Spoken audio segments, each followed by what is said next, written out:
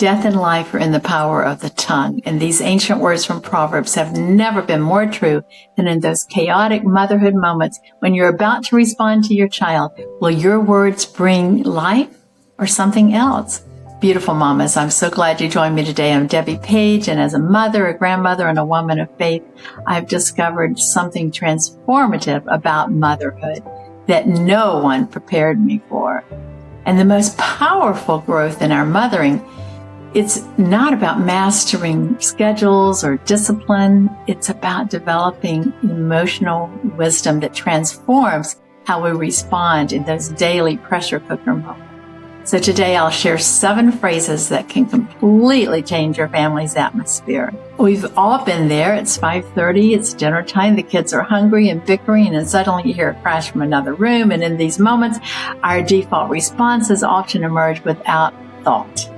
How many times have I told you? Why can't you just listen to me? I don't have time for this right now. These reflexive phrases come from a place of frustration, overwhelm, and sometimes fear. They're completely human and understandable. But here's the thing. Motherhood isn't just about caring for our children. It's also about our own growth and our spiritual maturity. The challenges of raising children aren't just tests of our patience. They're invitations to develop a deeper emotional and spiritual wisdom. And what if I told you that replacing some of these default responses with more intentional phrases could not only diffuse tension in your home, but also model emotional maturity for your children? And what if your words could actually create a family of culture, of understanding, growth, and grace?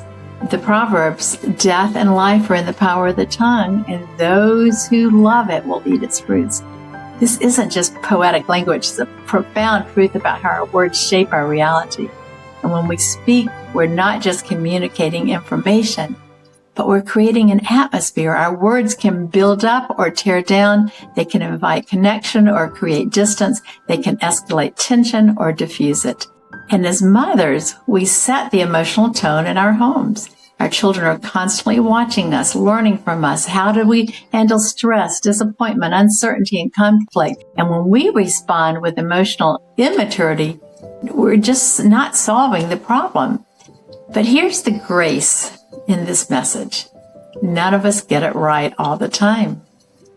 In our communication, it's a journey. It's not about perfection, but it's about progress. And here's a toolbox. It's the responses and values that we want to instill in our children. So let's explore 7 phrases that can really increase our growth as mothers and also transform those tense moments when we're wanting to nurture our children's hearts.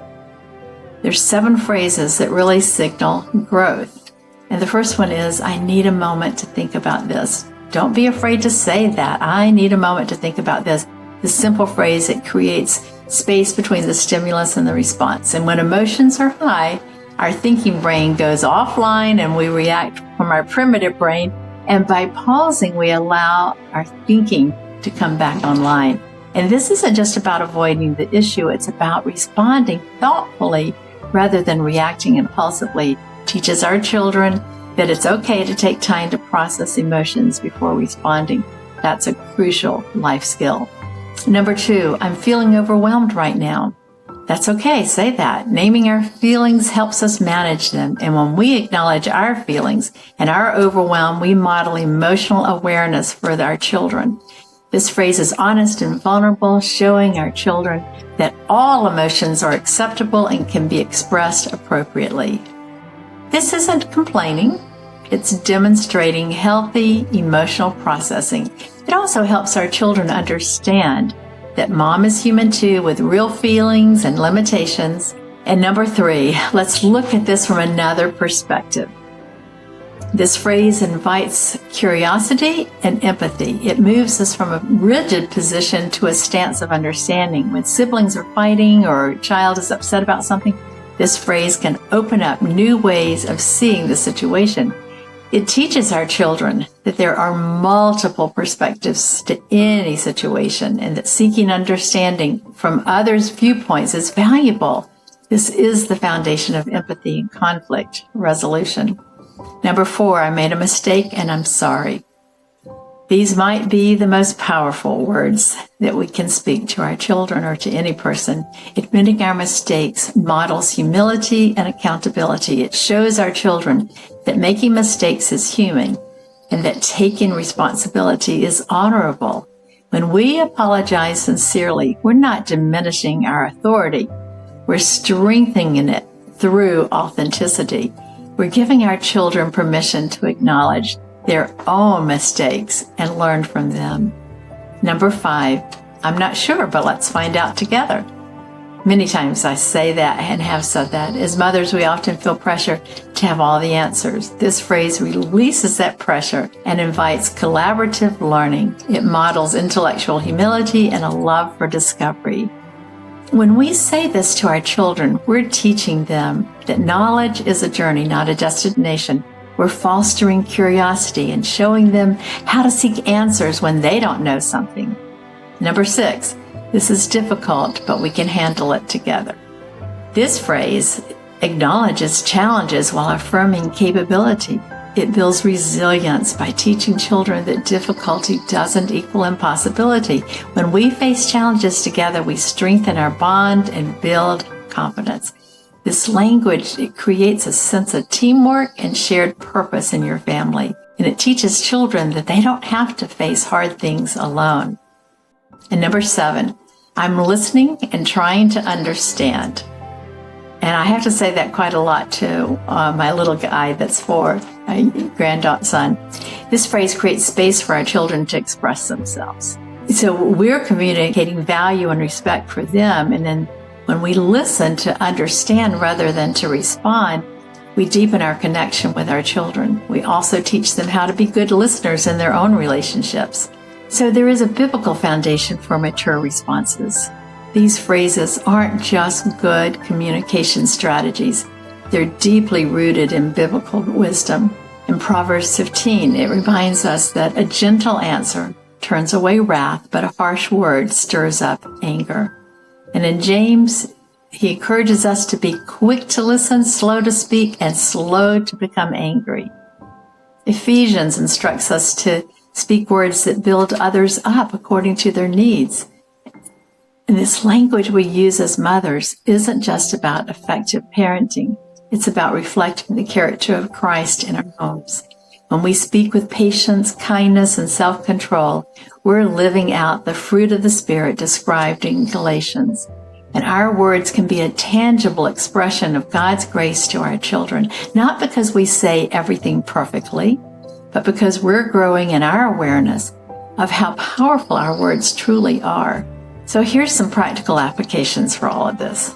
How do we incorporate these phrases into our daily lives, especially when we're tired, stressed, or triggered? And so here's some 3 practical approaches. First, prepare in advance. Post these phrases somewhere visible in your home, maybe in lots of different places, and practice them during calm moments so they become more accessible during stressful ones. Just like any new skill, learning these phrases, it takes practice. Second, create pause rituals. Develop simple ways to create space between trigger and response. This might be taking a deep breath, saying a quick prayer, or physically stepping back. This small pause can make a huge difference in how you respond. Third, extend grace to yourself.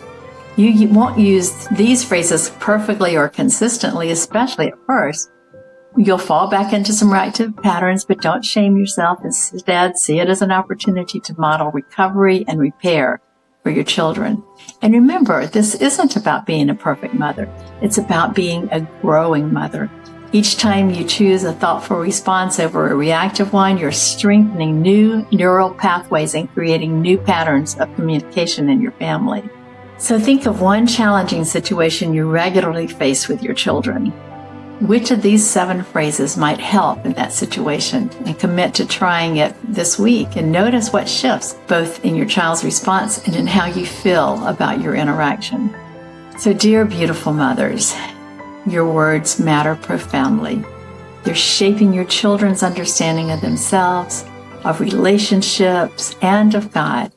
But this isn't meant to be a burden. It's an invitation to growth and grace. Every day brings new opportunities to speak life into your home. Each challenging moment is a chance to choose words that heal rather than hurt, that connect rather than condemn. We want to always thank our Heavenly Father for the gift of language and the privilege of motherhood, that He gives us wisdom for our words, that He helps us speak truth and grace and patience and understanding. And when we fall short, let Him remind us that His mercies are new every moment. Thank you for joining me today. And remember, we're not just raising children. You're raising adults, future adults. They're going to listen to you, and the things that you teach them are going to echo in their hearts for years.